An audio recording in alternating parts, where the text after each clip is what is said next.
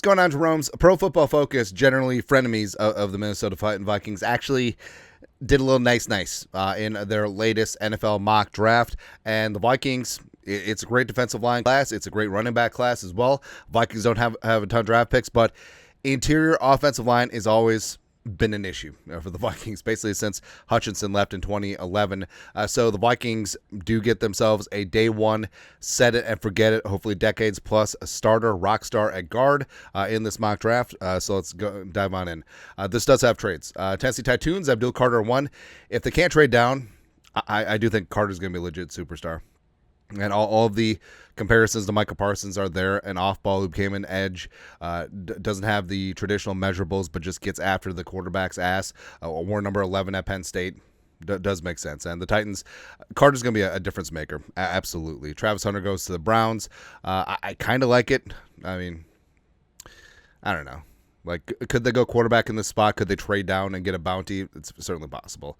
The Giants taking Shedeur Sanders, sticking and picking. I think this is a great spot for him. I think that he's made for the spotlight. I think that he wants the media pressure, and I think that, I mean, it's going to be close. Like, I do think that Cam Ward has better physical measurables, but Shedeur Sanders, decision-making wise, I think he has that. Cam Ward will just serve up a meatball randomly to you, and that's something that of his game that he definitely needs to pare down. Will Campbell going to the Patriots? First you buy the Haas, then you buy the insurance. So the great left tackle for Drake May long term. Mason Graham, the Niners trade up with the Jaguars, so they go from 11 to 5, and they gave up Deebo Samuel as well, and they came up for Mason Graham. Is a great pick. I mean, Mason Graham is going to look good in 49ers colors, and they re-solidify their defensive line. Kind of like it. The Raiders just stand pat, stick and pick at 6. Take Cam Ward. I think it's a good spot for him because the pressure is going to be low, and frankly, in that division with Mahomes and the Chiefs, despite the Super Bowl, Herbert and the Chargers, and now stupid-ass Sean Payton and Bo Nix, like they're going to have to gamble things up. Like they need to have a high-variance quarterback because sometimes they win. As you know, in Las Vegas. Tyler Warren goes to the Jets. So Rodgers probably isn't going to be back. Who's going to be quarterback? Don't know. I don't know. But Tyler Warren, I think, is a great piece to this offense, even though he's displacing our guy Gronklin. Yeah. Mike Green goes to the Panthers. I like this one a lot. Hey, if you wanted a Mike Green player, why not just hang on to Brian Burns? But Mike Green just... He's undersized, but just gets buckets, and that's what he does, man. I love it. Mambu goes to the Saints. So Kellen Moore's first pick. Trevor Penning has not worked out at tackle, and Ramczyk is done. But they can play Mambu at tackle. They can slide him inside the guard. They can do a lot of things there. And then you got the Browns, who all right. So the Browns trade. All right. So the Browns trade up. Oh, they trade Myles Garrett to the Bears. That makes sense. So they get the Bears 2026 first round pick, this first rounder, and the Bears get Myles Garrett. I hate it. Oh my God, do I hate it. But Kelvin Banks, yeah, they've been trying to find an offensive tackle consistently for years, and also that offensive line writ large is aging out, whether it's Wyatt Teller, whether it's Bitonio. Kelvin Banks looking to protect whoever the hell plays quarterback. There you go. Jacksonville. This is part of the 49ers trade. How would you like to trade down, get Deebo, and Will Johnson just fall into your lap? In some ways, I actually think that Will Johnson is close to Travis Hunter in terms of pure cornerback ability, but of course, the wild card is him being a receiver as well. Cool. But Will Johnson is an absolute technician, so love that. Gentry to the Cowboys, whatever. Malachi Starks to the Dolphins. Could be losing Javon Holland in free agency. Starks is sort of like Brian Branch adjacent. Loves his versatility on the back end. Another trade. So the Chargers got 14, a fourth rounder, and the Colts got a 22, the second rounder, a fourth rounder, and a fifth rounder all this year as the Chargers come up and get Tet. Tet is going to be what Quentin Johnston was supposed to be, but another huge condor, 6'5" receiver, which the Chargers have had a ton of these guys. Malcolm over the years, Vincent Jackson from back in the day. It was good. I mean, Quentin Johnston. Yeah. LB3 goes to Falcons. So getting Penix some weapons does make some sense here. And you got Drake at the X. You got LB3 all over the place. You got Mooney as a moonshot. They probably get rid of Pitts. I kind of like it, man. going to be good. Cardinals get James Pierce on the edge. I kind of like that, him standing up as a 3-4 outside linebacker, getting after things. Bengals getting Walter Nolan. So if they're able to hang on to Trey Hendrickson, I think that Nolan and Hendrickson will form a dynamic duo on that defensive line for the Bengals. Shamar Stewart for the Seahawks.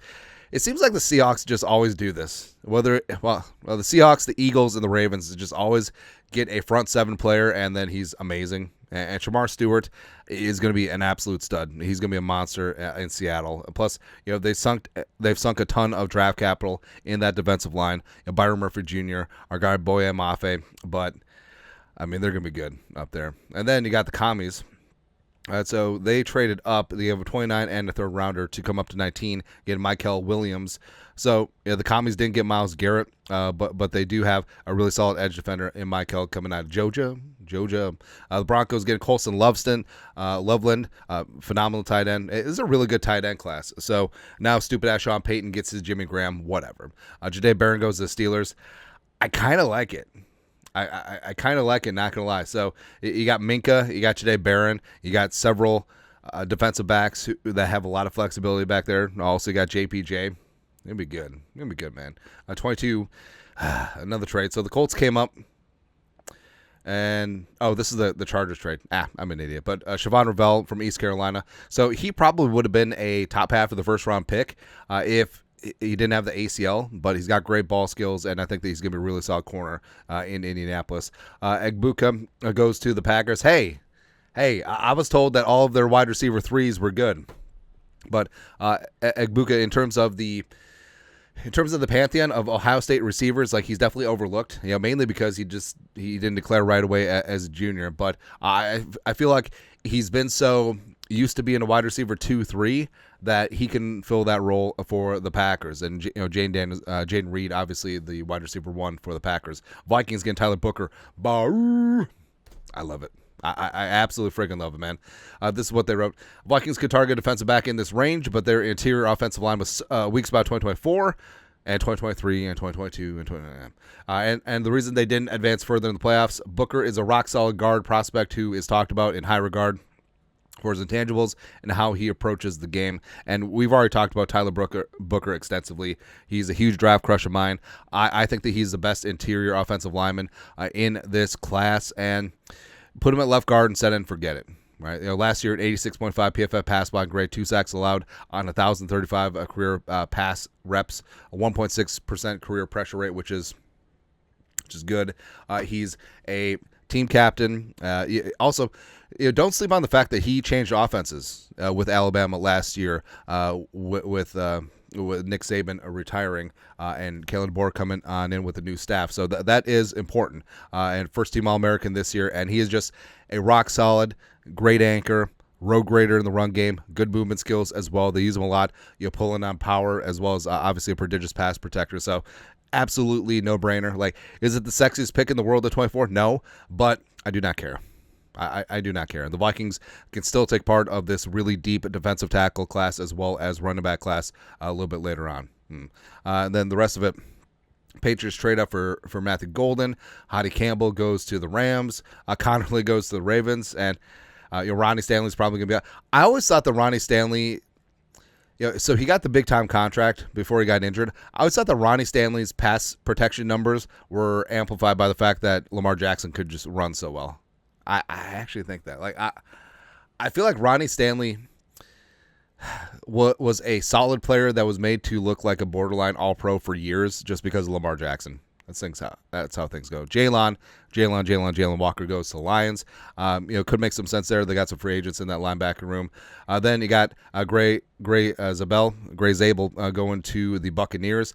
They just love like the small school Senior Bowl standouts. They just do. You look at Cody Mock. You look at who did they pick up from way back in the day from Humboldt State, which doesn't have a football team anymore.